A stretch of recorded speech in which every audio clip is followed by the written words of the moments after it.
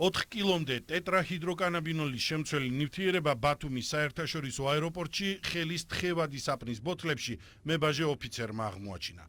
განსაკუთრებით დიდი ოდენობით ნარკოტიკული ნივთიერების საქართველოში შემოტანას ყაზახეთის მოქალაქე ცდილობდა, რომელიც ადგილზე დააკავეს.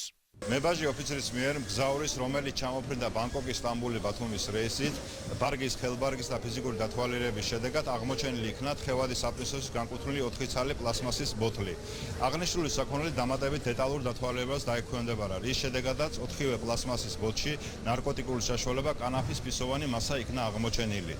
ჩინაგან საქმეთა სამინისტროს თანამშრომლებმა ნარკოდანაშაულის ბრალდებით ბოლო 24 საათში 6 ადამიანი აიყვანეს.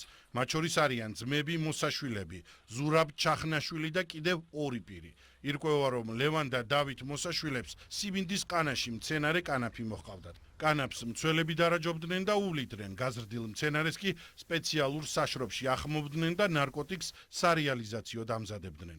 კანაფის 1327 ძირი ამოღებული და ლიკვიდირებულია. დანაშაულებრივი ჯგუფის წევრები კი პატიმრობაში რჩებიან.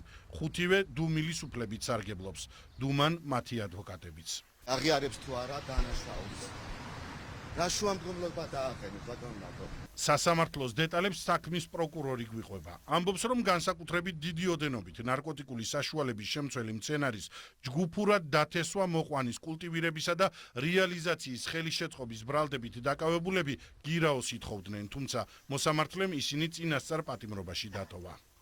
არსებობდა მომეტებული საფრთხე 5-ვე ბრალდებული შემთხვევაში ახალი დანაშაულის ჩადენის მტკიცებულებათა განადგურების და მიმართვის საფრთხე. ეს საფრთხეები სასამართლომ მიიჩნია, რომ იყო დასაბუთებული. ბოლო 24 საათში ჩატარებული საპოლიციო ღონისძიებების შედეგად ამოღებული განსაკუთრებით დიდი ოდენობის ნარკოტიკული საშუალებები განადგურებულია. ნარკოდანაშაულის ბრალდებით დაკავებულებს კი 20 წლამდე ან უვადო პატიმრობა ემუქრებათ.